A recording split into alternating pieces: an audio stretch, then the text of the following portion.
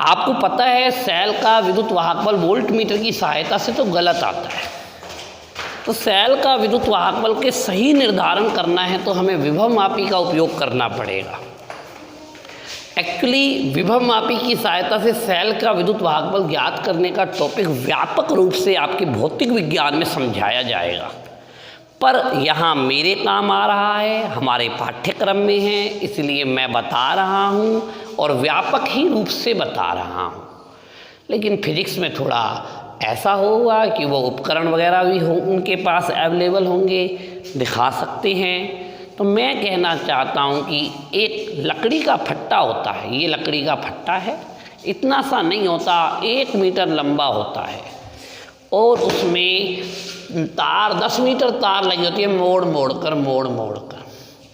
तो ये विभव मापी की जो तार होती है उसके पहले सिरे और अंतिम सिरे को दिखाया। ये 10 मीटर का तार है, मोड़ मोड़ के लगा हुआ है फट्टे के ऊपर, ये विभव मापी हो गया।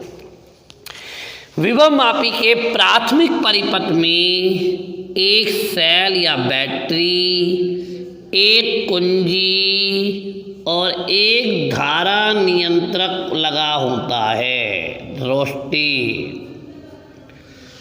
बैटरी लगी होती है, कुंजी लगी हुई होती है, रोस्टेड लगा हुआ होता है, धारा नियंत्रक लगा हुआ होता है। ध्यान दें क्या कहा मैंने, ए और बी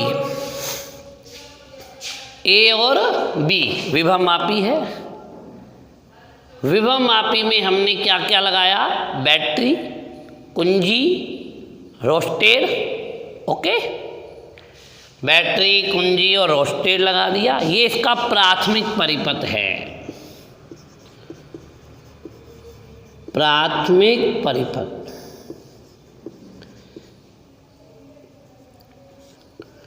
इसके द्वितीयक परिपथ में 2 सेल लगी होती हैं। एक सेल वह सेल होता है जिसका विद्युत वाहक बल हम ऑलरेडी पता है, और एक सेल वह सेल होता है जिसका विद्युत वाहक बल हमें ज्ञात करना है। दोनों सेलों के धन टर्मिनल को, बड़े डंडे को धन टर्मिनल, छोटा डंडा ऋण टर्मिनल, धन टर्मिनल को हम विभव मापी के ए सिरे से जोड़ देते हैं और दोनों सेलों के जो दूसरे सिरे हैं, ऋण सिरे हैं, उन्हें हम किससे जोड़ देते हैं, द्विमार्गी कुंजी से जोड़ देते हैं।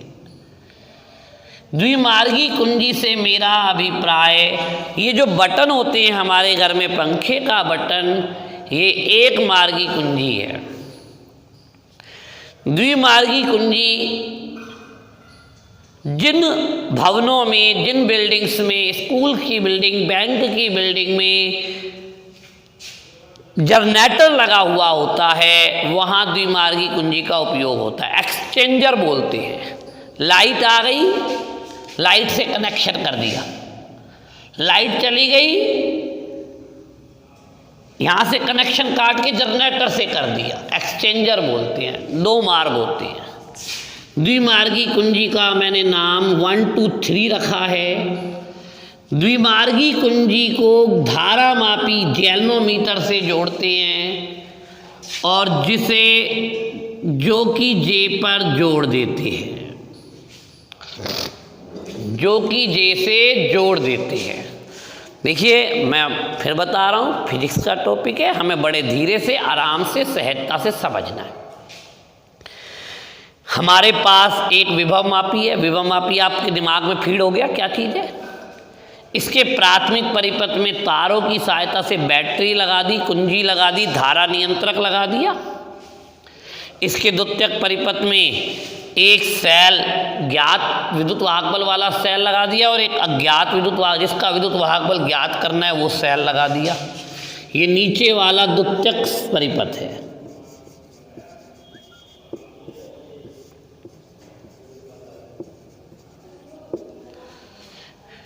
इन दोनों के धन टर्मिनल को बैटरी के ए टर्मिनल से जोड़ा, दोनों सेलों के ऋण टर्मिनल को द्विमार्गी कुंजी से जोड़ा, धारा मापी से द्विमार्गी कुंजी के दूसरे सिरे को धारामापी से जोड़ा और जो कि जे से जोड़ा। ठीक है। धारामापी एक काले रंग का बॉक्स होता है, यहाँ बीच में सुई रहती है। जब धारा प्रवाहित नहीं होती तो भी सुई इसके बीच में ही रहती है, और जब धारा प्रवाहित होती है तो सुई इधर चली जाती है, और अगर धारा इधर से इधर प्रवाहित हो रही है तो इधर चली जाती है। अर्थात यह बतलाता है कि इस तार में धारा प्रवाहित हो रही है या नहीं हो रही है।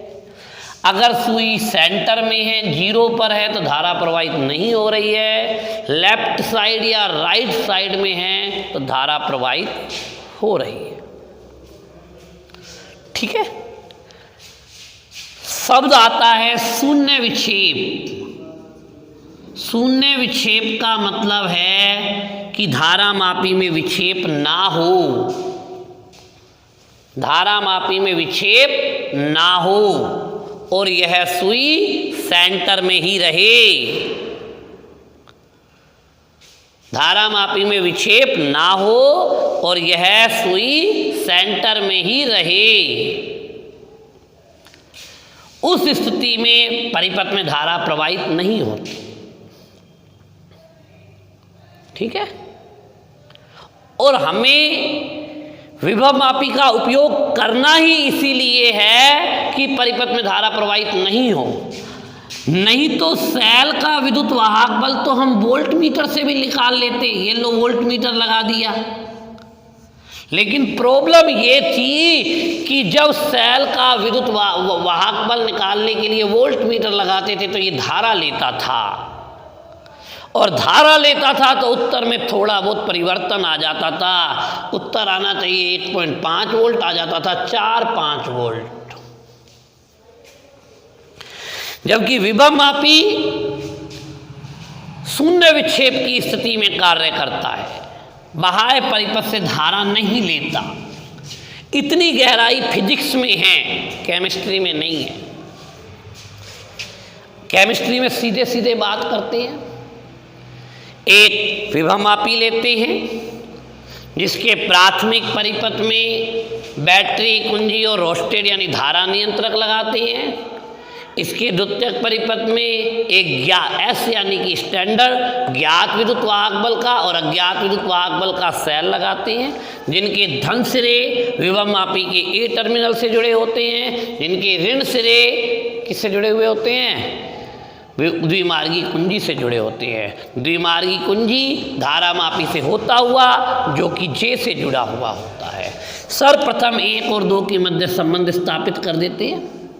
सर्वप्रथम 1 और 2 के मध्य संबंध स्थापित कर देते हैं और इस तार को यहाँ से चलाना शुरू करते हैं, और वह स्थिति देखते हैं कि पहले सुई इधर थी, यहाँ थी।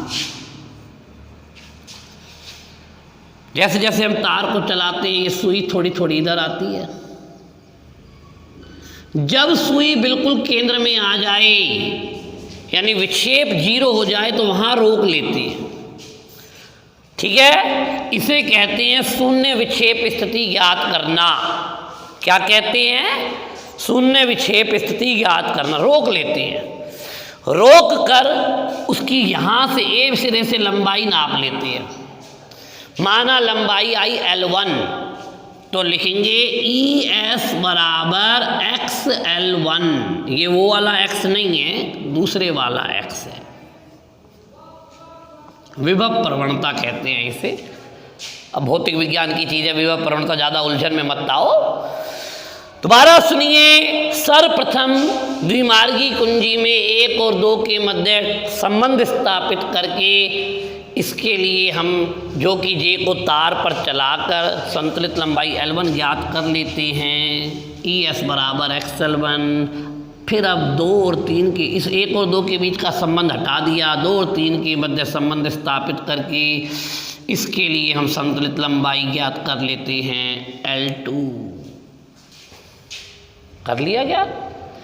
संतुलित लंबाई पता है ना कैसे ज्ञात करते हैं? तार को चलाते जाते हैं, जहां पर 0 आ जाए वो संतुलित लंबाई है।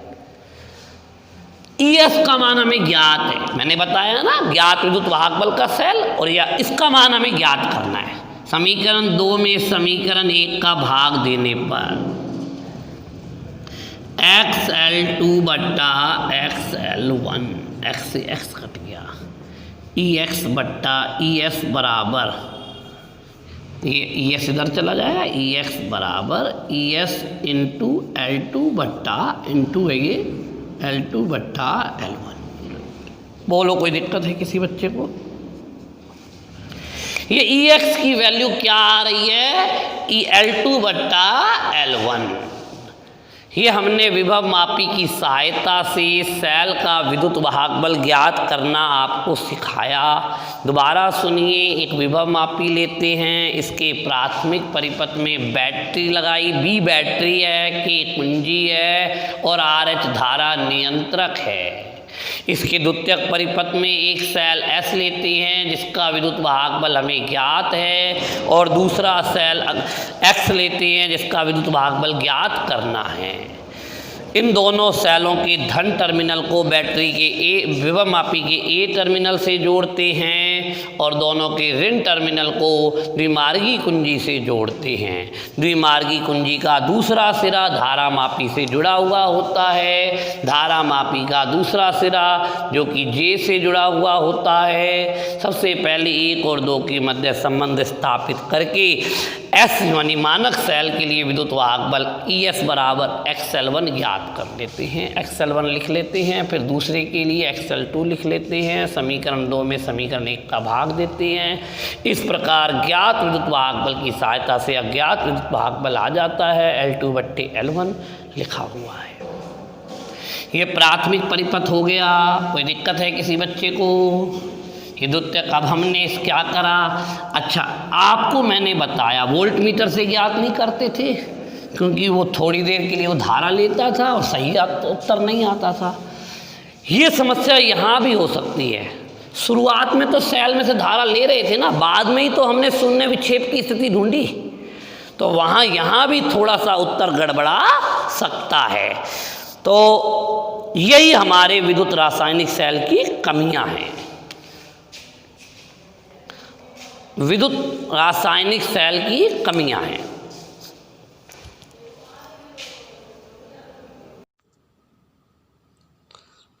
हाँ जी, विद्युत रासायनिक सेल की कमियां।